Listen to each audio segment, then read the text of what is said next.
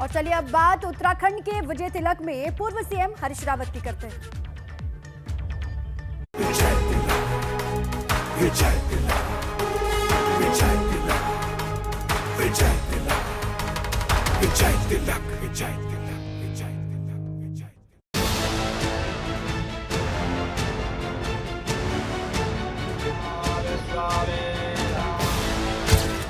देवभूमि के रण में हरीश रावत,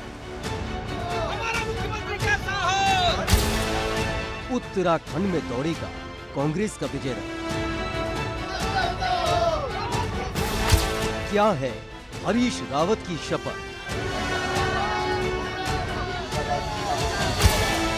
उत्तराखंड में होगा कांग्रेस का विजय तिलक। उत्तराखंड में कांग्रेस के बड़े चेहरों पर नजर डालें तो हरीश रावत सबसे ऊपर नजर आते हैं, जो इस बार खुद लाल कुआं से चुनावी मैदान में है। और आज एबीपी गंगा पर बताएंगे कि आखिर क्या है कांग्रेस के विजय तिलक का हरीश रावत प्लान। मैं आज हरीश रावत जी के साथ हूं और हरीश रावत जी लाल कुआं से प्रत्याशी हैं और कांग्रेस कैंपेन कमेटी के चेयरमैन भी हैं। इस उत्तराखंड में बहुत वरिष्ठतम नेताओं में शुमार हैं। तो देखिए, अभी उन्होंने बजरंगबली की हनुमान चालीसा का पाठ किया और चूंकि बजरंगबली में उनकी आस्था होगी, वैसे तो एक सनातनी धर्म को मानने वाले हम सब लोग हैं, लेकिन बजरंगबली को लेकर के हम जब संघर्ष में होते हैं तो बजरंगबली का हम सभी लोग याद करते हैं। तो क्या रावत जी बजरंगबली सुबह ही हनुमान चालीसा करती है? मैं सुबह हनुमान चालीसा का पाठ करता हूँ। तो यही क्यों?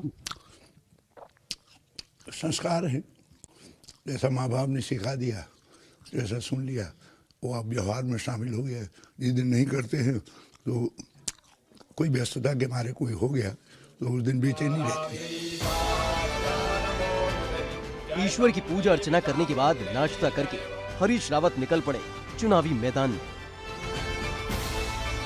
लाल कुआं के रण में खुद हरीश रावत अपनी किस्मत आजमा रहे हैं। सदन में पहुंचना है, सरकार बनानी है, बहुत बड़ी जिम्मेदारी उनके कंधों पर है और मैं उनके साथ हूं आज की चुनावी यात्रा में। उनसे बात करते हैं। रावत जी, क्या लग रहा है, अभी क्या माहौल है? जनता में कांग्रेस के लिए जबरदस्त उत्साह है।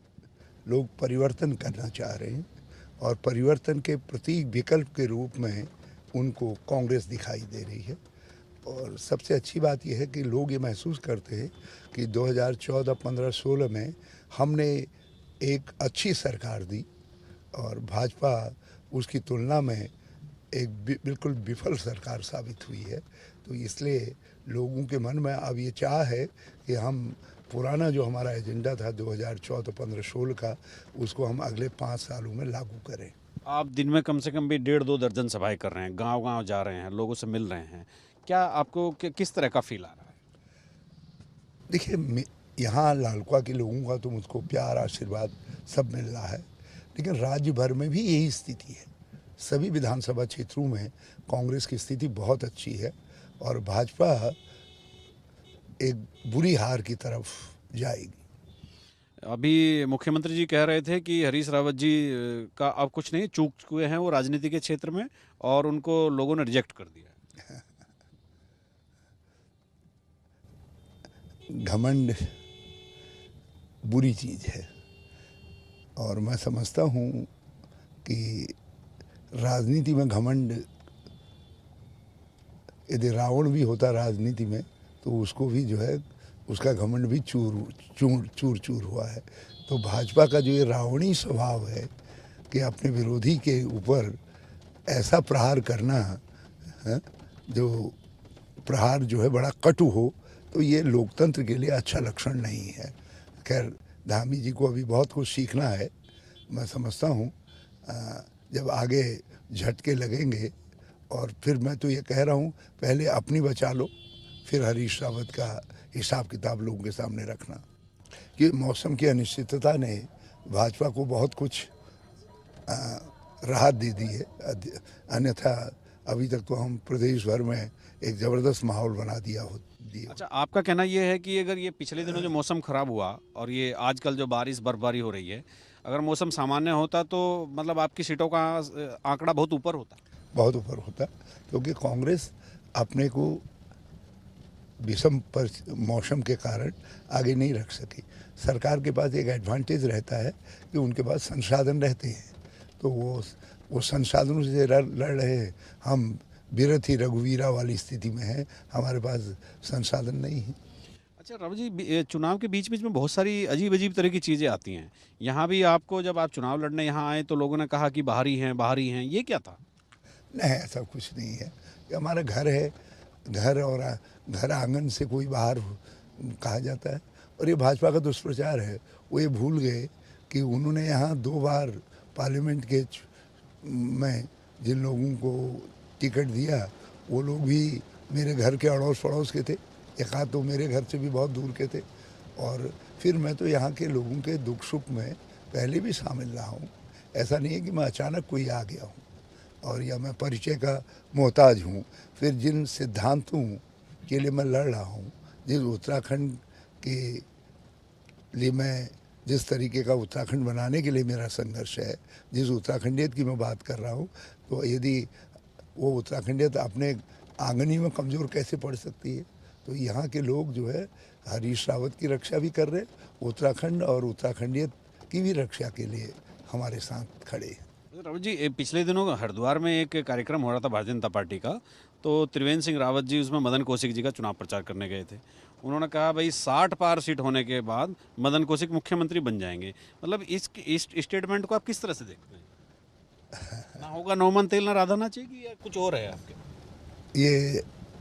ये भाजपा के आंतरिक द्वंद्व को भी दर्शाता है,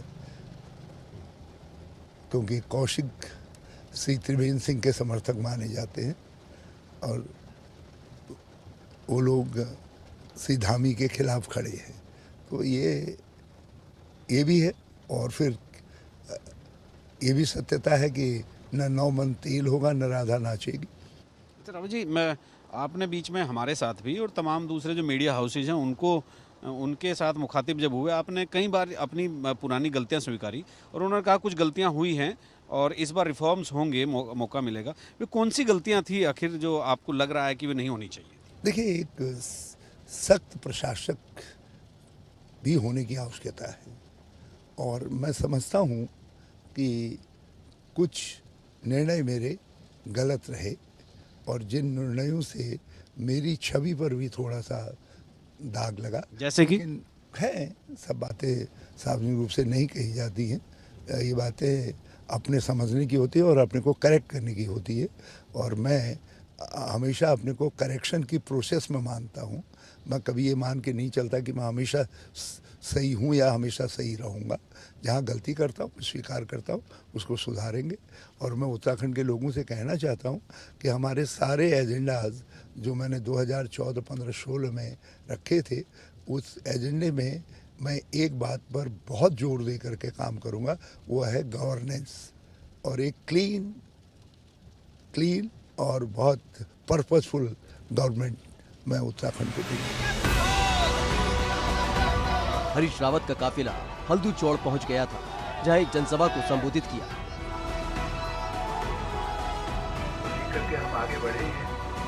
हल्दू चौड़ के बाद अगला पड़ाव दानी बांगर था, जहां कार्यकर्ता हरदा का कर रहे थे इंतजार। इस जगह का नाम दानी बांगर है और ये गोलापार है और लाल कुआं का हिस्सा है। यहाँ से लाल कुआं विधानसभा सीट से हरीश रावत चुनाव लड़ रहे हैं और हरीश रावत जैसे ही इस गांव में पहुंचे तो हरीश रावत सबकी चाहत, हमारा नेता कैसा हो, हरीश रावत जैसा हो, और हमारा मुख्यमंत्री कैसा हो, हरीश रावत जैसा हो, इस तरह के नारे लगने यहाँ शुरू हो गए। तो हरीश रावत जी के सामने एक बड़ी चुनौती है कि अपनी सीट जीतना और अपनी सीट जीतने के साथ ही यहाँ पर अपने साथियों को भी चुनाव जिताना। दानी बांगर से लच्छमपुर की तरफ निकल पड़ा कारवां और फिर शुरू हुआ सवाल जवाब का सिलसिला। के साथ हरीश रावत जी हैं और मैं लाल कुआं में हूँ, दानी बांगर गांव में, और यहाँ पर उनकी भी जनसभा थी तो उन्हीं से बात करते हैं चलते चलते। रावत जी, सुबह से कैसा लग रहा है? बहुत अच्छा लग रहा है, बड़ा उत्साहपूर्ण वातावरण है और सबसे बड़ी बात यह है कि गोलापार के बहन भाई में हमारे लिए जोश है। क्या है जीत का फार्मूला? जीत का फार्मूला बिल्कुल सीधे है कि जनता जो है परिवर्तन चाह रही है। हम तो निमित्त मात्र हैं। जैसे कृष्ण ने अर्जुन से कहा, हे अर्जुन गांडीव उठाओ और कर्म करो जो है, जो लिखना था मैंने लिख दिया है। तो जनता कह रही है कि कांग्रेस तुम काम करो, चिंता मत करो, हमने तय कर लिया है, परिवर्तन लाना है, भाजपा को भगाना है। राव जी, गोलापार वाला क्षेत्र है, बड़ी संभावनाएं हैं यहाँ। बहुत संभावना है, बहुत संभावना है, बल्कि पूरे लालकुआं क्षेत्र में बहुत संभावना है। हमारे हल्द्वानी में जनसंख्या का बहुत बड़ा घनत्व हो गया है और कुमाऊं नहीं बल्कि उत्तराखंड की वो कॉमर्शियल कैपिटल भी है। तो यदि डेवलपमेंट होना है और मॉडर्न हिसाब से डेवलपमेंट होना है तो चीज़ों को जो है, जिस तरीके से एनसीआर के अंदर बाहर के आउटर क्षेत्र डेवलप करके एनसीआर की कल्पना को साकार किया गया है, तो हमको हल्द्वानी की कल्पना को साकार करने के लिए गौलापहाड़, बरेली रोड, बिंदु खत्ता, हमको दूर जो है अपने दूसरे एरियाज़ के अंदर संभावनाएं ढूंढनी पड़ेगी। लाल कुआं के अलग अलग इलाके में पहुंचकर हरीश रावत प्रचार में व्यस्त है और ये सिलसिला आगे भी जारी रहेगा। ब्रेक के बाद दिखाएंगे हरीश रावत का नकेल प्लान। एबीपी गंगा के लिए लाल कुआं से अजित राठी की रिपोर्ट।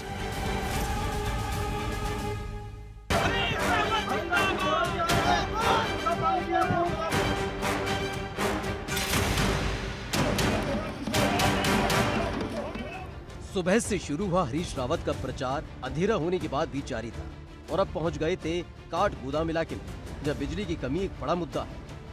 काठ गोदाम में जिस जगह हरीश रावत जनसभा को संबोधित करने आए हैं, यहाँ पर एक हैरत अंगेज खुलासा अभी हुआ। 40 साल से भी ज्यादा समय हो गए एक प्रोसेस चलते हुए, लेकिन यहाँ विद्युतीकरण नहीं हुआ, यहाँ पर बिजली की सप्लाई नहीं है। यहाँ लोग आज भी लालटेन जलाकर प्रकाश करते हैं, मोमबत्ती में, लालटेन में, इनमें उनके बच्चे यहाँ पढ़ते हैं। ये काठ गोदाम का गंगानगर क्षेत्र है और लोगों से जीत का आशीर्वाद लेते हुए हरीश रावत अगले पड़ाव के लिए निकल रहे थे। मतलब आप ही की दीवानगी है क्या है? नकेल गांव किसको नकेल डालने वाला है? ये भाजपा को धकेलने वाला है। नकेल इस बार भाजपा को धकेलेगा। अभी नकेल से आप बिल्कुल संतुष्ट हैं? देखो रात हो गई, अंधेरा हो गया, लोग आपको नहीं, आप अभी आगे के गांव में जाएंगे तो आपको वहां भी यही वातावरण दिखाई देगा। तो इस बार नकेल कसी जाएगी? इस बार भाजपा को बाहर कर दिया जाएगा। भाजपा जब कहती है कि 60 पार, जनता कहती है तुम्हें करेंगे तड़ी पार। अच्छा, एक चीज ये बताइए कि अपना कितना कैलकुलेशन है? मुख्यमंत्री कैसा हो? देखो, हम तो कह रहे हैं दाता, यदि तुम हमसे प्रसन्न हो तो हमको इतना बहुमत दो कि हम एक स्थिर, मजबूत और उत्तराखंड की आकांक्षाओं की पूर्ति करने वाली सरकार दे सके और 5 साल चला सके। काठ गोदाम में ही दूसरे क्षेत्र में हरीश रावत ने अपनी जनसभा को संबोधित किया। लाल कुआं में आज दर्जनों बैठकें करके हरीश रावत ने अपने पक्ष में माहौल बनाने की कोशिश की।